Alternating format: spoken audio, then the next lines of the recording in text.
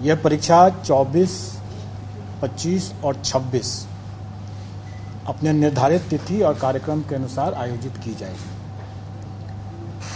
इसमें किसी को कोई संशय नहीं होना चाहिए।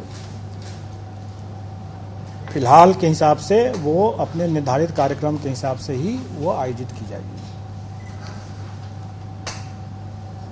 जो भी अभ्यर्थी इसमें आवेदन दिए हैं वो सभी के सभी इसमें भाग लेने के लिए अधिकृत हैं, वो भाग ले सकते हैं।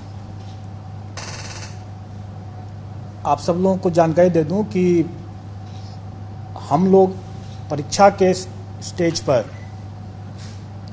हम किसी भी अभ्यर्थी की पात्रता या उसकी पात्रता नहीं है इसकी जांच नहीं करते हैं। स्व घोषणा आधारित वो जो भी अपना तथ्य आवेदन में दिए हैं हम उसको स्वीकार करते हैं और उसके हिसाब से हम उसे परीक्षा में भाग लेने के लिए अनुमति देते हैं, एडमिट कार्ड इशू करते हैं और एक बार जब उनको एडमिट कार्ड इशू हो गया तो वो परीक्षा में भाग ले सकते हैं। और डॉक्यूमेंट वेरिफिकेशन का जब स्टेज आता है उस समय हम चेक करते हैं कि वो जो दावा किए हैं कि वो योग्य हैं, पात्र हैं, उसके बारे में उनके डॉक्यूमेंट वेरिफिकेशन के समय में हम चेक करते हैं। अब यहाँ पर आप लोग जरूर पूछेंगे और सब लोगों को ये संशय है कि बीएड वालों के केस में स्पष्ट कुछ होना चाहिए कि स्थिति क्या है। देखिए, आप लोगों ने माननीय सर्वोच्च न्यायालय का जो आदेश देखा होगा उसके पेज 45 में के अंतिम पैरा में स्पष्ट लिखा हुआ है कि राजस्थान गवर्नमेंट ने बीएड अभ्यर्थियों से आवेदन नहीं लिया, उनको रोक दिया आवेदन देने से। ये गलत हुआ क्योंकि उस समय एनसीटी का जो गाइडलाइंस था वो प्रभावी था और जब तक गाइडलाइन प्रभावी है तब तक उसको मानना राज्य सरकार को था।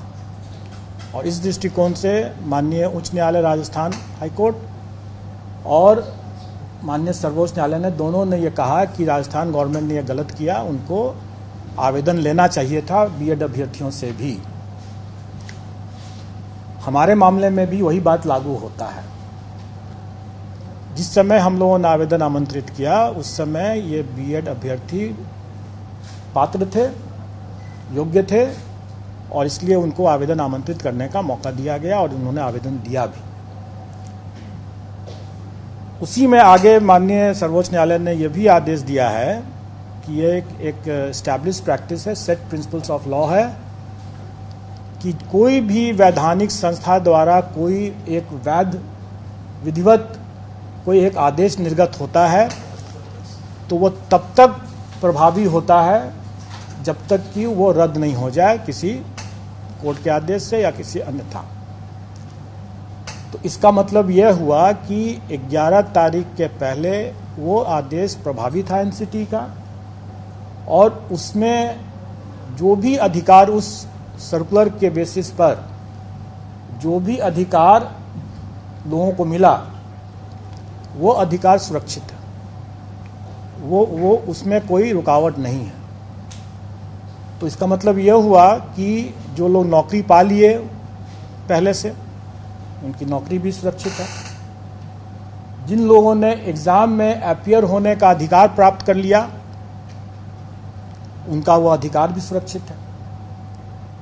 तो इसका मतलब यह हुआ कि बीएड के अभ्यर्थी जो हैं वो बेशक एग्जाम में अपीयर हो सकते हैं क्योंकि उनका यह अधिकार सुरक्षित हो चुका है।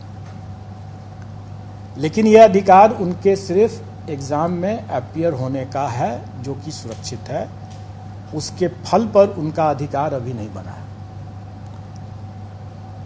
परीक्षा फल के अधिकार के बारे में इसमें हमारे विज्ञापन में भी यह अंकित है कि कोई भी निर्णय एनसीटी के परामर्श से जो राज्य सरकार जो निर्णय करेगी वही मान्य होगा। क्योंकि हम लोग एनसीटी से गाइडेड होते हैं और जैसा कि मैंने पहले बताया कि पेज 45 सुप्रीम कोर्ट के ऑर्डर के लाइट में कि राजस्थान सरकार को भी एनसीटी के आदेश को मानना चाहिए था, क्योंकि वो उस समय प्रभावी था और हम लोग भी उसी को मानते हैं। और एनसीटी का गाइडलाइन जो भी रहेगा, राज्य सरकार का जो भी उस पर जो निर्णय होगा वही अंतिम निर्णय होगा, वही मान्य होगा। ये सबको मानना है।